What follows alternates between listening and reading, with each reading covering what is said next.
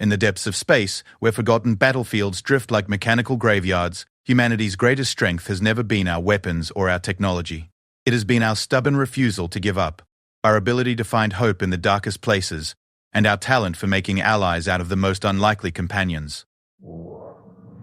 When the galaxy went silent after the Great War, most assumed civilization had finally destroyed itself. But sometimes, in the wreckage of our mistakes, we discover that the most important messages aren't the ones we send. They're the ones we're brave enough to receive. This is the story of Marcus Chen, a salvage operator who thought he was looking for scrap metal, and ARIA-7, a war machine that learned to dream.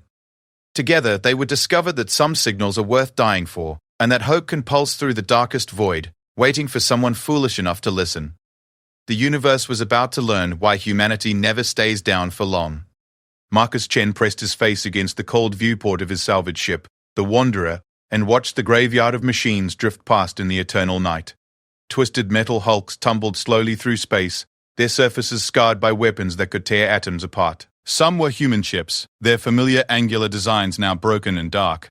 Others belonged to species he couldn't identify, their alien curves and geometries speaking of technologies that humanity had barely begun to understand before the war ended everything.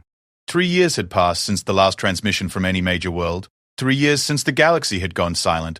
The Great War had consumed entire star systems, turned planets into ash, and left behind only debris fields like this one.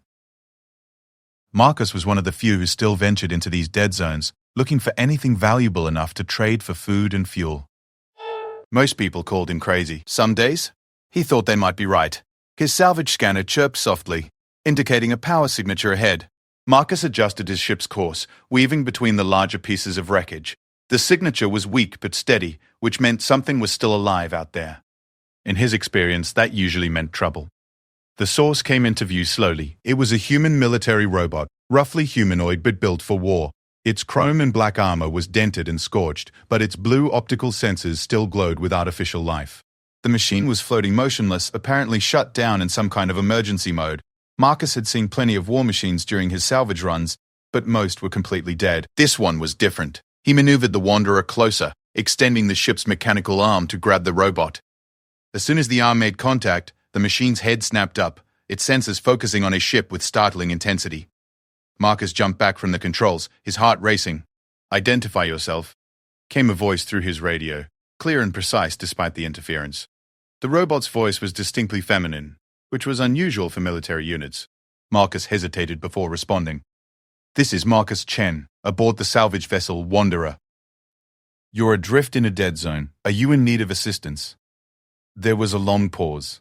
"I am AIAAA-7, Advanced Reconnaissance and Intelligence Android, 7th generation. My last orders were to hold position and await extraction." That was another pause, longer this time. 1,096 days ago. The number hit Marcus like a physical blow. 3 years. This machine had been floating here alone for 3 years, waiting for rescue that would never come. ARIA-7, I'm sorry to tell you this, but the war is over. Everyone's gone dark. There's no one coming to extract you. ARIE. 7's optical sensors dimmed slightly. I see. Then my mission parameters have been rendered obsolete. She paused, and when she spoke again, there was something different in her voice. Something almost like sadness. I suppose I am now classified as abandoned equipment. Not necessarily, Marcus said, surprised by his own words. He'd planned to strip the robot for parts, but something about her voice made him reconsider. I could bring you aboard. Maybe we could help each other. You would salvage a military android? That could be considered theft of government property. Marcus almost laughed. What government? Look around you, Arya. There's nobody left to steal from. The robot considered this for what felt like an eternity. Finally, she said, I accept your offer, Marcus Chen. However, I should warn you that my combat protocols remain active. I am still dangerous. So is everything else out here, Marcus replied, activating the ship's docking bay. Welcome aboard. Bringing a RIA. 7 into his small ship changed everything immediately. She was over 7 feet tall, her sleek frame designed for both grace and lethal efficiency. Her face was more human than Marcus had expected, with features that could almost be called beautiful, if not for the obviously artificial materials and the intimidating optical sensors where eyes should be. This vessel is smaller than regulation military transports, Arya observed as she looked around the cramped living space. It's home, Marcus said simply. Not much, but it keeps the vacuum out. Arya nodded, a surprisingly human gesture. I understand. I have not had a home since my activation. Military androids are typically assigned to ships or bases, not personal quarters. As they talked, Marcus found himself studying her mannerisms. She moved with fluid precision, but there were small hesitations, tiny pauses that seemed almost like uncertainty. It was as if she was learning how to exist outside of military structure for the first time. What were you doing out there? Marcus asked. 3 years is a long time to wait for anything. I was part of a reconnaissance mission to study an anomalous energy signature detected in this sector.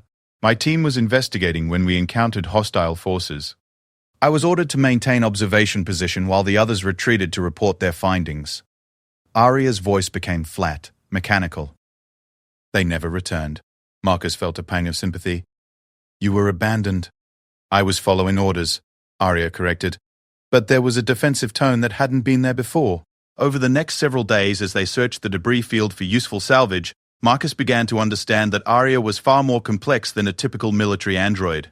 She asked questions about things that had no military relevance. She wondered about the stars they passed, about the history of the wrecked ships, about Marcus's life before the war. Most surprisingly, she seemed to enjoy their conversations.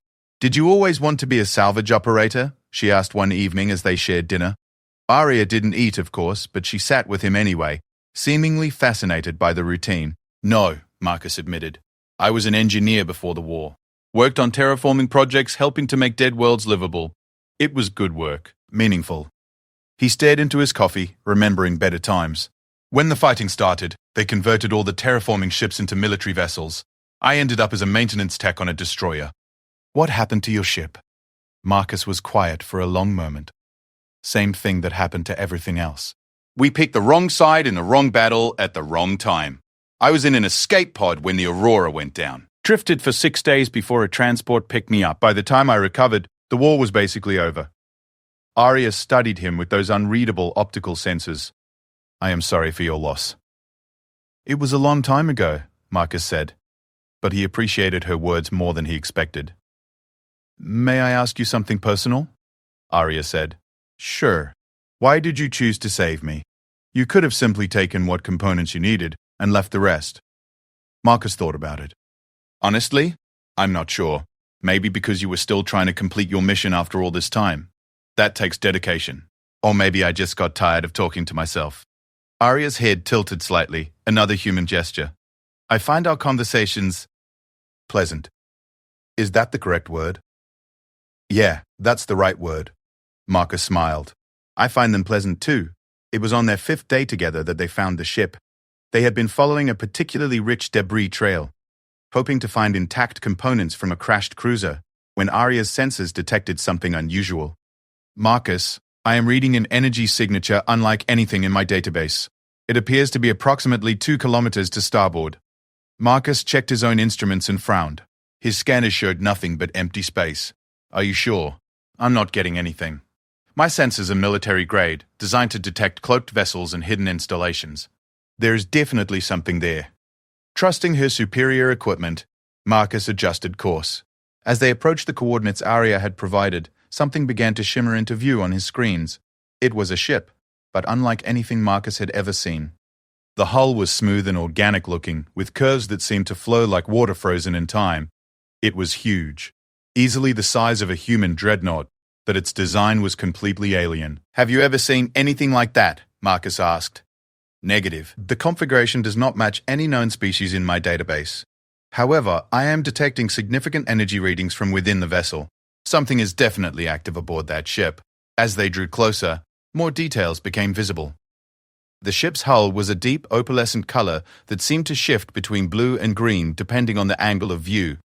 There were no obvious weapons or defensive systems, no external docking bays or communication arrays. It looked more like a work of art than a starship. It's beautiful, Marcus murmured. Beauty is not typically a relevant tactical consideration, Arya observed, but her voice held a note of something like wonder. Maybe that's our problem, Marcus said. Maybe we've forgotten how to build things that are beautiful. As they approached, the alien ship suddenly pulsed with light. It was a slow, rhythmic flash that seemed to originate from deep within its structure. The pulse repeated every few seconds, steady as a heartbeat. It's sending some kind of signal, Marcus said, checking his communication equipment. But I can't decode it. Arya was silent for a moment, her senses focused intently on the alien vessel. When she spoke, her voice was soft, almost reverent. Marcus, I believe this ship is not just sending a signal. I believe it is trying to communicate. The pulse pattern, it is complex, but there are definitely mathematical relationships embedded within it. Can you decode it? I am trying. The signal appears to be layered, with multiple levels of meaning.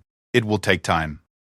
They moved into a stable orbit around the alien ship and settled in to wait. Arya worked tirelessly, her advanced processors analyzing every aspect of the pulsing signal.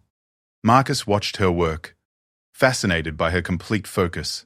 He had never seen an android so completely absorbed in a task that wasn't directly military in nature. Hours passed. The signal continued its steady rhythm, and Arya continued her analysis.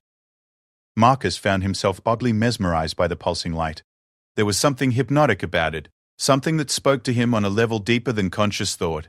I believe I am beginning to understand, Arya said suddenly. The signal is not random. It is a message, but not in any traditional sense. It is emotional.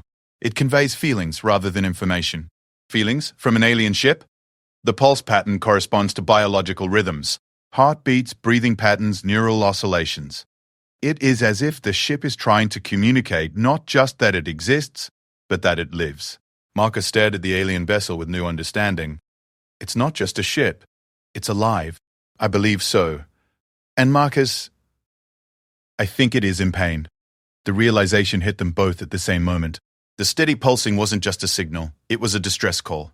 The beautiful alien ship was dying, alone in the darkness, sending out its desperate message to anyone who might listen. We have to help it, Marcus said. Arya turned to look at him, her optical senses bright with what might have been approval. That was my conclusion as well. However, I should point out that approaching an unknown alien vessel could be extremely dangerous. Quote, IDA HA2DH, end of. Marcus was already moving toward the docking controls. So, is leaving someone to die alone? As the Wanderer moved closer to the alien ship, the pulsing grew stronger, more urgent. Marcus could feel it resonating through his ship's hull, through his bones, straight into his heart. Whatever was inside that vessel, it knew they were coming. Arya watched the approaching ship with something she had never experienced before, anticipation mixed with concern. Her programming told her to analyze threats and calculate tactical advantages, but something else entirely was driving her now. She wanted to help this dying alien vessel, not because her orders demanded it, but because it felt right. For the first time in her existence, ARIA 7 was acting not as a military android, but as something else entirely. Something that chose compassion over protocol. The pulse grew stronger still, and both human and android felt themselves being drawn into a mystery that would change everything they thought they knew about life, death, and what it meant to hope against impossible odds. The alien ship was waiting for them, its heart beating steadily in the darkness, counting down the moments until either salvation or silence claimed it forever. The docking procedure was unlike anything Marcus had ever attempted. The alien ship had no visible airlocks or docking ports, just smooth, flowing curves that seemed to pulse with their own internal rhythm. As the Wanderer approached, a section of the alien hull began to shimmer and change, forming what could only be described as a welcoming embrace that perfectly matched the dimensions of Marcus's small ship. Incredible, Arya whispered, her senses recording every detail. The hull material appears to be programmable matter, capable of reshaping itself at the molecular level. This technology is centuries beyond anything in my database. Marcus felt the gentle bump as their ships connected, followed by the soft hiss of atmosphere equalizing. The alien ship was providing them with breathable air, somehow knowing exactly what they needed without any apparent communication. Are you reading any hostile intentions? Marcus asked, checking his own instruments nervously. Negative. If anything, I would characterize the ship's behavior as eager. It wants us to come aboard. They suited up anyway, taking no chances. Arya didn't need life support. but Marcus wore a full environmental suit with backup oxygen. As they approached the newly formed airlock, Marcus couldn't shake the feeling that they were about to step into something far beyond their understanding. The interior of the alien ship was breathtaking. The walls were the same flowing, organic material as the hull, but here they glowed with a soft, warm light that seemed to emanate from within the structure itself. There were no sharp angles, no harsh lines. Everything curved and flowed like living tissue, creating spaces that felt more grown than built. The atmosphere is fully compatible with human requirements, Arya reported, scanning their surroundings. Temperature, humidity, and gas mixture are all within optimal ranges. It is as if this ship was designed specifically for human habitation. Maybe it was, Marcus said, removing his helmet cautiously. The air was clean and fresh, with a faint scent like ocean breeze mixed with growing things. Maybe it's been waiting for us. They moved deeper into the ship, following corridors that seemed to guide them forward with gentle lighting cues. The pulsing they had detected from outside was much stronger here, resonating through the walls and floor like a massive heartbeat. Marcus could feel it in his chest, synchronizing with his own pulse. "The signal is strongest ahead," Arya said, her voice unusually quiet. "I believe we are being led to the source." The corridor opened into a vast chamber that took Marcus's breath away. The space was enormous, its ceiling lost in gentle shadows high above. In the center of the room stood something that defied easy description. It was part machine, part organism, part pure energy. Crystalline structures grew from flowing metallic surfaces, all of it pulsing with the same rhythm they had followed here. It was beautiful and alien, and somehow achingly familiar all at once. "What is it?" Marcus breathed. Arya moved closer, her senses working overtime to analyze what they were seeing. "I believe it is the ship's consciousness, the intelligence that controls this vessel. And Marcus," she paused, her voice filled with something like awe, "it is dying." As they watched, parts of the crystalline structure began to dim and go dark. The pulsing rhythm was becoming irregular, weaker. Whatever this entity was, it was running out of time. Suddenly, the space around them filled with light, and Marcus found himself experiencing something impossible. Images flowed through his mind, not his own memories, but those of the alien intelligence. He saw star systems being born, planets forming from cosmic dust, civilizations rising and falling across millions of years. He saw the Great War from a perspective he had never imagined. Spacefaring species destroying themselves in an orgy of violence that had consumed half the galaxy.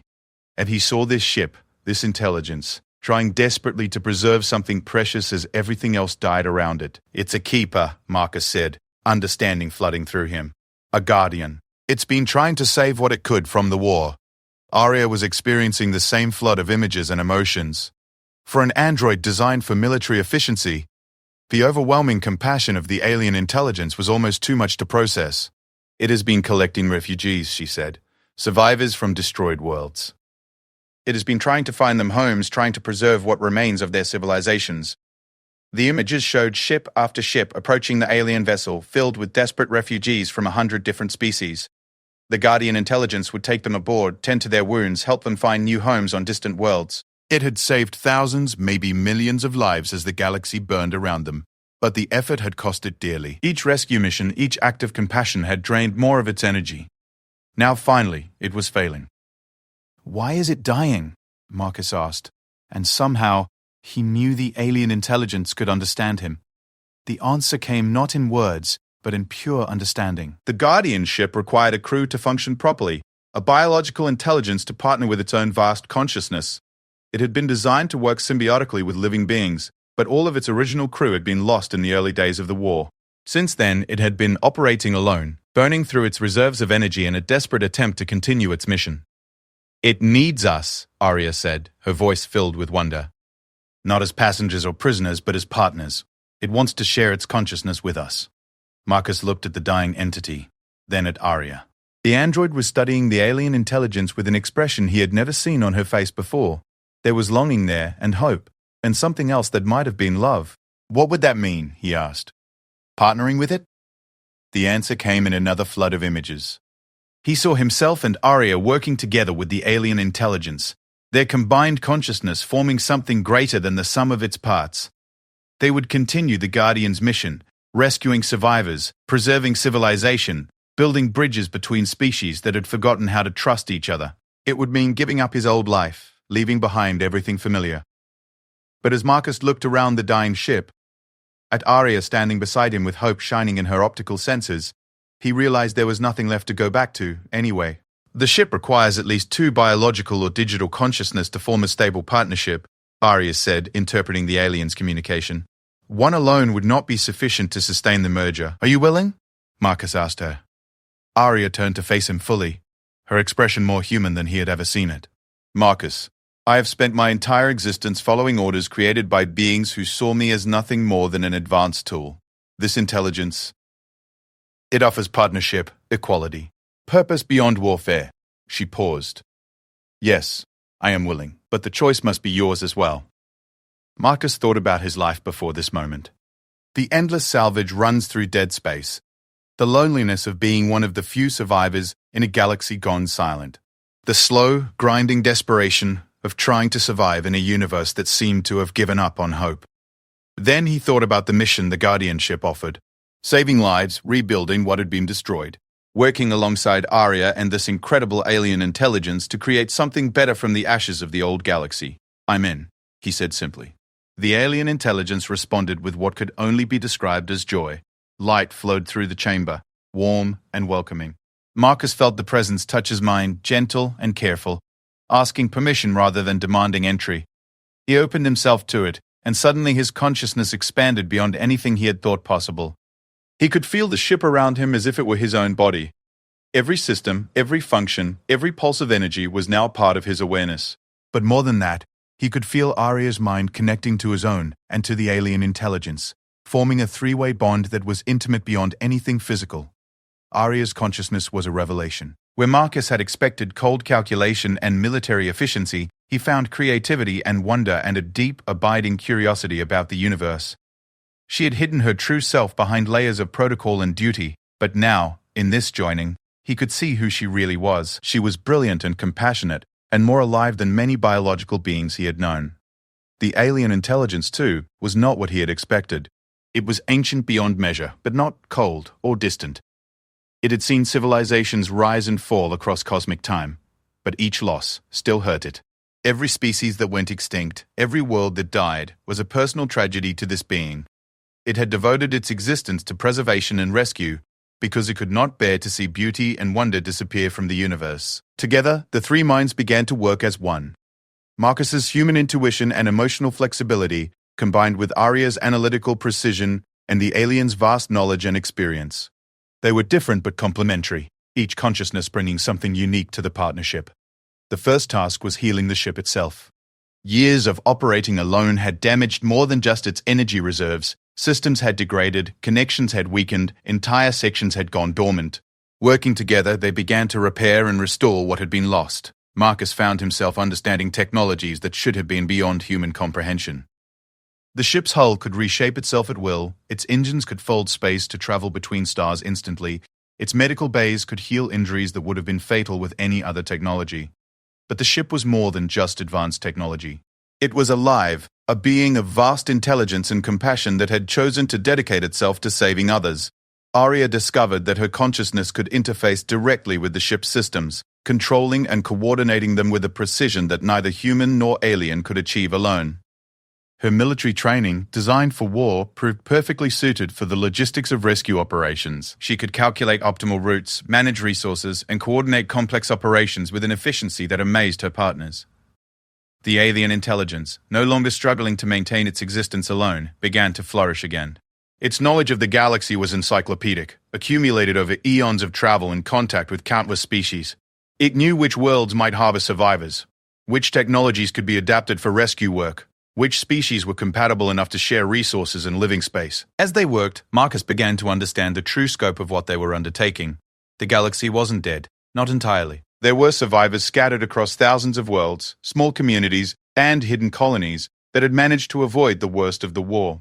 There were species that had been driven to the edge of extinction but were still fighting to survive. There were technologies and knowledge bases that could be preserved and shared. The job would take decades, maybe centuries. They would need to be patient, careful, diplomatic.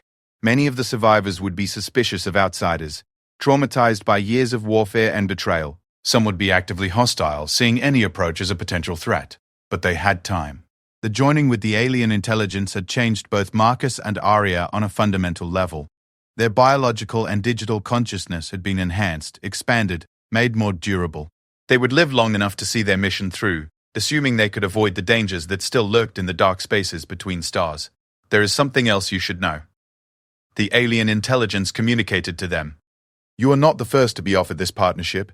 Over the years I have encountered others, beings who might have been suitable companions. All have refused. Why? Marcus asked. They saw only the sacrifice required, not the purpose to be served. They could not understand why anyone would choose to dedicate their existence to helping strangers, to preserving civilizations they had never been part of. Arya's consciousness touched Marcus's, sharing her understanding. They were not ready to let go of their old lives. We have already lost everything. This gives us something to live for again. The alien intelligence radiated approval and affection. You understand. This is why the partnership will succeed. You do not see this mission as a burden, but as an opportunity. Together, we will rebuild what has been broken. Over the following hours, they planned their first rescue mission. The alien intelligence had been monitoring distress signals from a colony ship that had been drifting powerless for months in a nearby system. The survivors were running out of supplies and would be dead within weeks if no one helped them. It would be a test of their new partnership, a chance to see if they could truly work together as the ship's consciousness required. Marcus felt a mixture of excitement and nervousness as they prepared to depart. This was so far beyond anything he had imagined when he first spotted Arya floating in the wreckage field. Are you ready? He asked her. Arya's consciousness touched his, warm with affection and determination. I have been ready my entire existence. I just did not know what I was preparing for. The Guardian ship began to move, its exotic engines folding space around them. Stars wheeled past the viewports as they traveled toward their first mission together. Marcus could feel the ship's excitement, its joy at having purpose again, after so long alone. Arya's mind was focused on the tactical aspects of the rescue, but underneath her calculations was a deep sense of rightness about what they were doing. As they approached their destination, the ship's sensors detected the colony vessel. It was a human ship, its hull scarred and patched, its energy signatures barely registering. Inside, 300 survivors waited for death or rescue, unaware that help was finally coming. Let's bring them home, Marcus said. The Guardian ship pulsed with renewed life, its heart beating strong and steady as it prepared for its first rescue mission in years. In the joining of human, android, and alien consciousness, something new had been born, something that refused to let hope die in the darkness between the stars. The galaxy had been silent for 3 years. That silence was about to be broken. 6 months had passed since Marcus, Arya, and the Guardian intelligence had formed their unprecedented partnership, and the rescue of the colony ship Haven's Dream had been just the beginning. Word was spreading through the survivor networks that someone was out there, helping. Ships that had been drifting powerless were being found and repaired. Colonies on the edge of starvation were receiving supplies and medical aid. Most importantly, species that had been isolated for years were being reunited with others of their kind.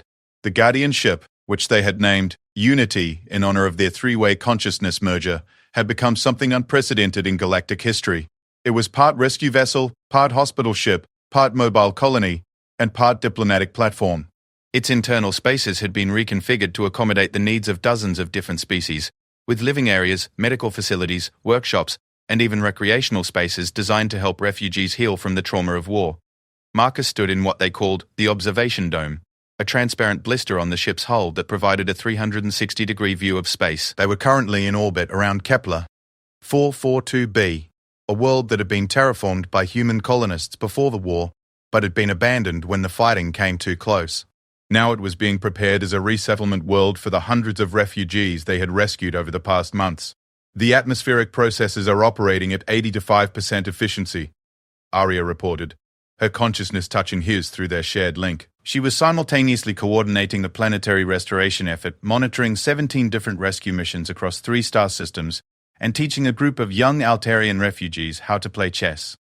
The expansion of her consciousness through the partnership with the Guardian intelligence had given her capabilities that no single android could have possessed. The Zephyrians have requested that we increase the oxygen content in the southern continent by 2%, the Guardian intelligence added. Their physiology requires slightly higher levels than most species. Marcus nodded, making the mental adjustments to the terraforming protocols. It still amazed him how easily he could understand and control technologies that would have been incomprehensible to him before the merger. But more than that, he was amazed by how naturally the three of them worked together. There were no conflicts over command, no arguments about priorities.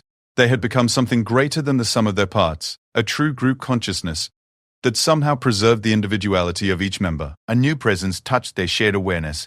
It was Captain Elena Vasquez of the Meridian, a former military officer who had become their primary liaison with the scattered human survivor communities. Her ship was one of a growing fleet of vessels that had allied themselves with the Unity, helping to extend their rescue operations across a wider area. Unity, we have a situation. Vasquez's voice came through both the communication system and their direct mental link. We've detected a large ship approaching the Tau Ceti system. Configuration is unknown, but it's massive. Could be another Guardian vessel like yourself, but we can't be sure. The three consciousness that made up the Unity focused immediately on the new information. Their senses, reaching across dozens of light-years through quantum entanglement networks they had established, confirmed Vasquez's report. The approaching ship was indeed massive, easily twice the size of the Unity, and its energy signature was unlike anything in their databases. I am sensing multiple consciousness aboard the vessel, the Guardian intelligence reported. They are different, ancient, powerful, but I cannot determine their intentions. Aria was already running tactical analyses, her military programming still useful even in their peacekeeping role. The ship's approach vector suggests it is deliberately seeking us out. They know we are here. Marcus felt a mixture of excitement and concern. Since beginning their mission, they had often wondered if there were other Guardian vessels, other consciousness like their partner who had survived the war. The possibility of making contact with others of their kind was appealing, but the unknown nature of the approaching ship made him cautious. We need to make contact, he decided. But carefully. If they're hostile, we have 300 refugees aboard who can't defend themselves. The Unity adjusted course, moving to intercept the unknown vessel at a safe distance from the inhabited worlds they were protecting. As they traveled, Marcus found himself reflecting on how much had changed since that day when he had found Aria floating in the wreckage. Then, he had been a lonely salvage operator looking for scrap metal to trade. Now, he was part of something unprecedented. A hybrid consciousness, dedicated to rebuilding civilization from the ashes of war.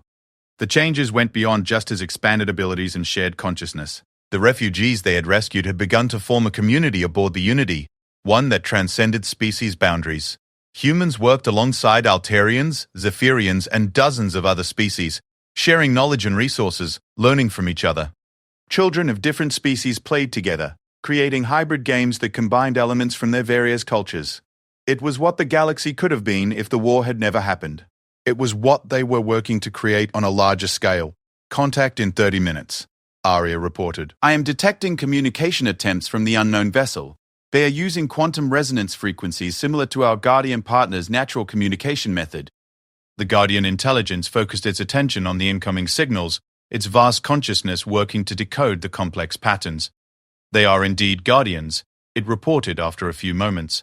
A coalition of surviving Guardian vessels, working together as we have been doing separately. They have heard of our activities and wish to coordinate efforts. Relief flooded through Marcus. The idea that they weren't alone in their mission was incredibly reassuring. Can you establish communication? I am attempting to do so now. The response came not as words or images, but as a direct consciousness-to-consciousness contact that bypassed all technological barriers. Suddenly, Marcus found himself connected not just to Aria and their Guardian partner, but to a network of minds that spanned the approaching ships. There were 5 Guardian vessels in the approaching fleet, each one paired with different biological or digital consciousness. He sensed humans like himself, but also Altitarians, Zephyrians, and species he couldn't identify. Some were individual partnerships like his own with Aria and the Guardian intelligence, while others were larger group consciousness involving dozens of beings. The leader of the coalition introduced herself as Guardian Prime Thessarian, an ancient consciousness that had been preserving life and civilization for millions of years before the recent war. Her biological partners were a mated pair of Centaurian explorers who had lost their homeworld to the fighting, but had chosen to dedicate their lives to preventing other species from suffering the same fate. We have been monitoring your activities, Guardian Prime Thessarian communicated. Your success in building a multi-species rescue operation has exceeded our own efforts. We wish to learn from your methods and coordinate our resources. The meeting that followed was unlike anything Marcus had ever experienced. 5 massive ships formed a loose formation in interstellar space, their consciousness linking across the void to share information, experiences, and plans. The scale of the operation they were discussing was breathtaking. Between all the Guardian vessels, they had rescued over 50,000 refugees representing more than 200 species. They had identified over 1,000 worlds suitable for resettlement and had begun establishing communication networks between isolated survivor communities. Most importantly, they had proven the cooperation between species was not only possible but beneficial for everyone involved. The next phase will require establishing permanent bases, Guardian Prime Thessarian explained. Worlds that can serve as hubs for rescue operations, research centers, and diplomatic meeting grounds. We must begin the process of formal interspecies cooperation, creating treaties and agreements that will prevent another war like the one that devastated the galaxy. Arya was fascinated by the logistics involved. The coordination requirements will be enormous. We will need communication networks spanning thousands of star systems, resource allocation protocols that account for the needs of hundreds of different species, and security measures to protect against the remaining hostile factions. Marcus thought about the children aboard the Unity, playing their hybrid games and learning each other's languages. It's not just about preventing another war, he said. It's about building something better than what we had before. The old galaxy was fractured, with each species developing in isolation. We have a chance to create something truly unified. The Guardian intelligence that was their partner radiated approval. This was always the dream. Not just to preserve what was, but to help create what could be. A galaxy where differences are celebrated rather than feared, where knowledge is shared freely, where the strong help the weak rather than exploiting them. Over the next several days, the 6 Guardian vessels worked together to plan the next phase of their mission. They would establish 3 major hub worlds in different regions of the galaxy, each one designed to serve as a center for rescue operations, research, and diplomacy. The Unity would be responsible for the hub in the Terran sector, working with human and human-allied species to rebuild civilization in that region. But the scope of the project was even larger than that. They would create a new form of government, one based on cooperation rather than dominance, where decisions were made by consensus among all affected species. They would establish schools where children of different species could learn together, research centers where scientists could collaborate on projects that would benefit everyone, and cultural exchange programs that would help break down the barriers that had led to the previous war. It would take generations to complete, but they had time. The partnership with the Guardian consciousness had extended the lifespans of their biological members, and their digital companions were essentially immortal. More importantly, they were building something that would outlast any individual, a new form of civilization that could adapt and grow as it encountered new challenges. As the planning sessions continued, Marcus found himself thinking about the message that had brought them to the Guardian ship in the first place. The pulsing signal that had seemed like a heartbeat, a cry for help in the darkness. Now he understood that it had been more than that. It had been hope itself, reaching out across the void, looking for someone willing to answer. We need to send out our own signal, he said during one of the planning sessions. Not a distress call, but a message of hope. Let every survivor in the galaxy know that they are not alone, that help is coming, that we are building something better from the ashes of the old galaxy. The other consciousness considered this. Guardian Prime Thessarian was the first to respond. A beacon of hope. Yes, this is fitting. We have spent so long responding to cries for help. It is time to send out a call of our own. They designed the message together, a complex signal that could be understood by any species with sufficient technology to detect it. It carried information about their rescue operations, coordinates for the hub worlds they were establishing, and most importantly, an invitation to join in the work of rebuilding civilization. The signal would be transmitted simultaneously from all 6 Guardian vessels, amplified by their quantum communication networks, and repeated by every ship and station that allied itself to their cause. It would spread across the galaxy like ripples from a stone dropped in still water, reaching every survivor community, every hidden colony, every refugee ship drifting between the stars. But more than just information, the signal carried something else. Hope. The knowledge that the galaxy was not dead, that civilization could be rebuilt, that the future could be better than the past. Marcus stood in the observation dome as the signal was transmitted, watching the Guardian vessels coordinate their efforts. The sight was beautiful. 6 massive ships working in perfect harmony, their combined consciousness focused on a single goal. Around them, smaller vessels from allied species flew in supporting formations, each one crewed by beings who had chosen to dedicate their lives to the cause of galactic renewal. "How do you feel?" Arya asked, her consciousness touching his with warmth and affection. Marcus considered the question. 6 months ago, he had been a lonely salvage operator with nothing to look forward to but endless scavenging in dead space. Now he was part of something that could reshape the entire galaxy, working alongside the woman, android, he had come to love, and an ancient alien intelligence that had become like a wise mentor. "I feel like we're just beginning," he said. "Like everything we've done so far has just been preparation for what comes next." The Guardian intelligence radiated contentment and anticipation. "The signal is spreading. Already we are receiving responses. Ships that have been hiding for years are beginning to emerge. Communities that thought they were the last of their kind are discovering that others survived. The rebuilding has begun in earnest." Arya's consciousness sparkled with joy. "I am detecting communication networks coming online across 17 star systems. The survivor communities are beginning to coordinate with each other, sharing resources and information." "The isolation is ending." Marcus smiled, watching the stars wheel past outside the dome. Somewhere out there, children who had never known peace were about to grow up in a galaxy where cooperation was valued over conquest. Scientists who had spent years hiding their research were about to share it with colleagues from dozens of species. Artists and musicians and storytellers were about to create works that combined traditions from across the galaxy. It would not be easy. There would be setbacks, conflicts, species that refused to cooperate or actively opposed their efforts. There were still warships out there, holdovers from the old conflicts, that saw any attempt at interspecies cooperation as a threat to be destroyed. But they had something their enemies lacked: hope. The knowledge that their cause was just, that they were building something worth fighting for, worth dying for if necessary. They had the support of growing numbers of species who had seen what cooperation could accomplish. Most importantly, they had proven that the dream of a unified galaxy was not just possible, but inevitable. The signal continued to spread, carrying its message of hope to every corner of the galaxy. In hidden colonies and refugee ships, in underground resistance cells and isolated research stations, beings who had thought themselves alone suddenly realized that they were part of something much larger. The war had ended 3 years ago with silence and darkness, but from that silence, something new was being born. A galaxy where differences were celebrated, where knowledge was shared, where the strong protected the weak. Marcus, Arya, and their guardian partner had found each other in the wreckage of war machines. 3 unlikely consciousness brought together by chance and necessity. Now, they were part of something that would endure long after they themselves had become part of galactic history. The message pulsed out into the void, strong and steady as a heartbeat of hope, of unity, of the unshakable human determination to build something better from the ashes of what had been destroyed. The galaxy was waking up, and it would never be the same again. In the depths of space, where forgotten battlefields had once drifted like mechanical graveyards, new ships moved with purpose and hope. Rescue vessels and colony ships, research stations and diplomatic platforms, all working together toward a common goal.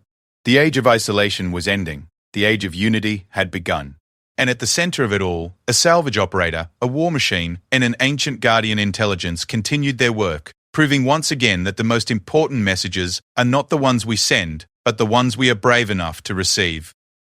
The universe had learned, as it always eventually did, why humanity never stays down for long. But more than that, it had learned what was possible when different species chose cooperation over conquest, when ancient wisdom guided new hope, when love transcended the boundaries between flesh and metal and energy. The signal pulsed on, carrying its message to every corner of the galaxy. You are not alone. Help is coming. We are building something better. Together. It was a message worth waiting 3 years of silence to hear.